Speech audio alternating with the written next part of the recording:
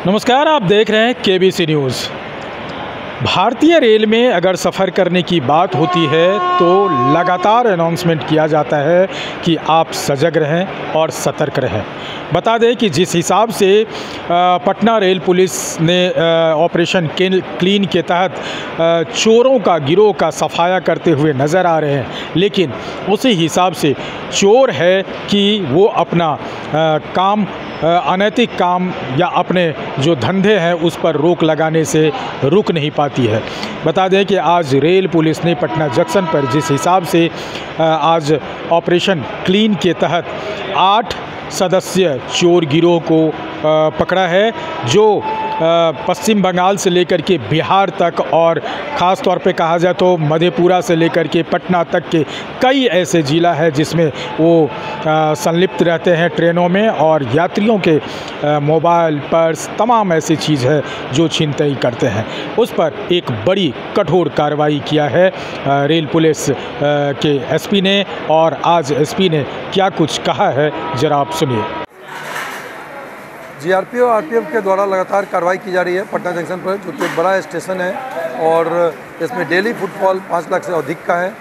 GRP RPF के द्वारा भी इसी क्रम में एक बड़े मोबाइल चोर गिरोह को पकड़ा गया, जिसमें 8 सदस्य हैं। शंकर सिंह जो पश्चिम बंगाल के रहने वाले हैं, लक्की कुमार पटना, मोहम्मद सजाद भागलपुर, सोनू कुमार नालंदा, मोनू कुमार नालंदा, नारंग सिंह पश्चिम बंगाल पुरुलिया और शंकर सिंह भी पुरुलिया की हैं, छोटू कुमार पटना और सर्वेश कुमार मधेपुरा। और इन सबों के विरुद्ध में लगभग आपराधिक इतिहास पाया गया है, जो इस्लामपुर थाना नालंदा कांड संख्या 516-21, रेल थाना बख्तियारपुर के 36-22, उदा किशनगंज थाना मधेपुरा में 261-63-23, उदा किशनगंज फिर मधेपुरा का 286-24, रेल थाना पटना जंक्शन का 877-24 और पटना जंक्शन का ही 237/25। इस प्रकार इनके विरुद्ध में आपराधिक इतिहास भी पाया गया है। इनके पास से 8 महंगे मोबाइल, स्क्रीन टच मोबाइल लगभग 1,20,000 रुपये के बरामद हुए हैं। और जो टीम ने कार्य किया है वो पुलिस निरीक्षक सह थानाध्यक्ष राजेश कुमार सिन्हा और प्रभारी निरीक्षक शंकर अजय पटेल आरपीएफ के पटना के, और 16 सदस्यीय टीम ने इनको पकड़ा है, इस मोबाइल चोर गिरोह को। हमने पहले भी बताया है कि जो ये चोर गिरोह जो आते हैं जेल से जैसे ही छूटते हैं, जैसे आप देख सकते हैं कि आपराधिक इतिहास जब खंगाला गया तो ये पटना जंक्शन के 237/25 यानी 2 अप्रैल को ये जेल गए हैं। उसके अलावा उससे पहले 24 में 16 दिसंबर को गए हैं। तो और लोकल जो उदा किशन से मधेपुरा से, वहाँ से भी जेल गए हैं। इनमें से अधिकांश उदा किशन से ही मधेपुरा के 2 कांड हैं। नालंदा इस्लामपुर थाना से ये गए हैं जेल 21 में। तो देखा जा रहा है कि ये ट्रेंड देखा जा रहा है कि ये जेल से जब बाहर निकलते हैं पुनः उसी में चले आते हैं। हम लोग का ये प्रयास रहता है कि इनका आपराधिक इतिहास हम लोग माननीय न्यायालय को देते हैं और ज़्यादा से ज़्यादा दिन तक निरुद्ध रखने का हम लोग अनुरोध करते हैं। वो इसको व्यवसाय के रूप में उन्होंने इसको बना रखा है, तो उनके पास खाने पीने का है और ये एक ईजी माध्यम है।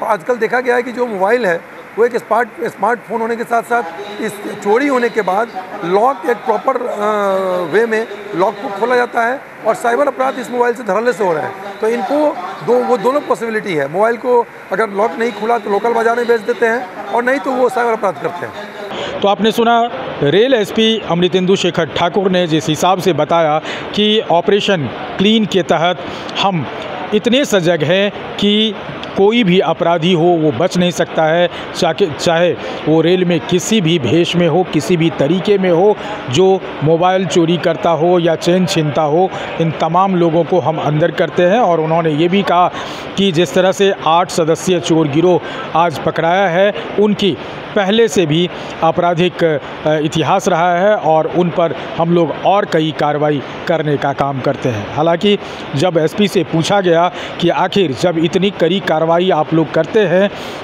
हर दिन रेल सफ़र से के दौरान जो पर्स या मोबाइल चोरी होता है इनका यात्रियों का, उसमें धरपकड़ भी किया जाता है पुलिस के तरफ से, उसे अरेस्ट भी किया जाता है, उसे दंडित भी किया जाता है। लेकिन ये देखा जा रहा है कि 6 महीना साल भर के बाद अगर वो छूट करके जेल से बाहर निकलता है तो वो फिर से उसी धंधे में संलिप्त हो जाता है। आखिर वजह क्या हो सकती है? तो उन्होंने कहा कि वजह कुछ नहीं है, वजह उसका व्यापार है और व्यापार के कारण उसे ये लगता है कि फिर से हम पुलिस को ठगने का काम करेंगे। लेकिन रेल का रेल पुलिस का जो ये ऑपरेशन है, ऑपरेशन क्लीन, उसके तहत कोई भी चोर या कोई भी अपराधी बच नहीं सकता। अमलेश आनंद, KBC न्यूज़, पटना।